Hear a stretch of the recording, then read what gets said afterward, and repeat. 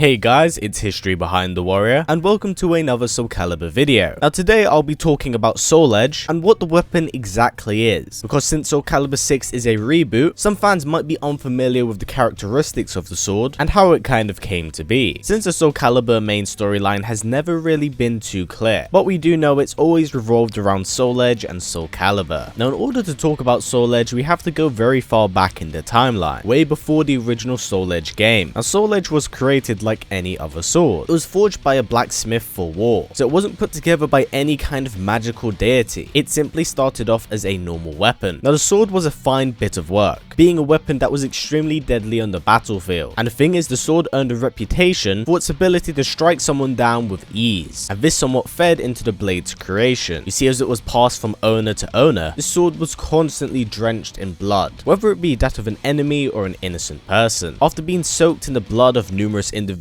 across multiple battlefields, it somewhat corrupted the blade, giving birth to the demon we all know as Inferno. Now Inferno himself actually inhabits the sword, corrupting and brainwashing the wielder into doing its own will, so whoever held the sword would more or less become a puppet of Inferno, using his host as a catalyst to serve his own desires. Now despite the blade's very strong influence, there are in fact some individuals that were able to look past this, the first in fact being the Hero King Al Ghul, who learned of the dangerous weapon and took it as his own. Now Inferno would try his best to kind of influence the king to do multiple atrocities, but Al Ghul's willpower was too much for the blade to handle, and thus it in fact became a tool in his arsenal. Now despite its current wielder being strong enough to prevent its influence, Inferno would set his eyes on Al Ghul's son and influence him to the point where he turned him against his own father, resulting in Al Ghul having to kill his own son. Now this ultimately sowed the seeds of fate, as Al Ghul knew that he couldn't live forever, and that a weapon like this would continue to live throughout the course of time. So he would in fact forge the holy sword known as Soul Calibur to act as a counter sword to Soul Edge, so that maybe someday someone would finally be able to destroy the sword. And upon its completion, he did die. Now both swords would be scattered across the world, and after Soul Edge was ultimately responsible for Al Ghul's death, Soul Edge earned a reputation that even reached the gods, earning the attention of even the god of war, Ares, as he would create the golem Astaroth to seek out and obtain this weapon for him. Now Soul Edge at this point is somewhat lost to time, as it falls into the hands of many individuals, without the wielder in fact realizing that they're holding it. You see, Soul Edge has the amazing ability to in fact shapeshift, allowing it to obtain different forms and different ways of kind of camouflaging itself. Now despite this, time and time again across the course of history, it would clash blades of Soul Calibur, as the two swords were destined to fight, with one destroying the other. Now despite this, Soul Calibur and Soul Edge didn't cross paths too often. It's only up until the Soul Calibur series where their battles started to become a lot more prominent, because during the events of Soul Edge, the weapon itself would be severely damaged by Sophia, and from Soul Edge up to Soul Calibur 4, the blade would be severely weakened, as Soul Edge lost its host Siegfried and was coming into contact with Soul Calibur on a regular basis. And after it was united in Soul Embrace with Soul Calibur, the weapon lost a lot of its power. It's only up until Soul Calibur 4 where it started to become stronger, as the demon Inferno started to play a more prominent role in the story, having Nightmare go on rampages just to feed its power. But ultimately, due to it being severely weakened from its constant clashes with Soul Calibur, it was defeated and destroyed, at least for some time. A decade or so would pass by, and the blade was revived. Now unlike the previous Soul Calibur games, Inferno didn't really see a need to use Nightmare so much, and instead found a new host in Pyrrha, using her as his new catalyst. But this plan would fall apart once again, as Soul Calibur and Soul Edge were once again united in Soul Embrace. So in the original timeline, the two weapons are unified and Soul Edge is put at rest. And that's where the new timeline comes into play, as Soul Calibur 6 is in fact a reboot of the franchise. So I'm interested to see how much of the original Soul Calibur they're going to be putting into this new series, as Soul Calibur has always had a rich lore, so I'm very interested to see what they kind of incorporate here. But yeah, that's kind of it for this video, guys. Hopefully you've enjoyed this and learned more about Soul Edge, as the weapon has played such a prominent role in the series, and some might be unfamiliar with it since Soul Edge came out quite a long time ago. So hopefully this refresher's been quite good for you and get you a little bit more familiar with Nightmare and Soul Edge, as I do expect the two to play quite a prominent role in Soul Calibur 6. But yeah, that's kind of it for this video, guys. Now before it wraps up, if possible, let's try getting it to about 500 likes, as a great way of helping out this channel since YouTube's ad system is broken as hell. So by giving it a thumbs up, it helps out a ton. And if you want to go to another extra step, we also have a Patreon set up, and a link for that will be down in the description below. Anyway guys, as always, please comment, like, subscribe, and share this video with everyone you know. Please take care, and I'll see you all next time.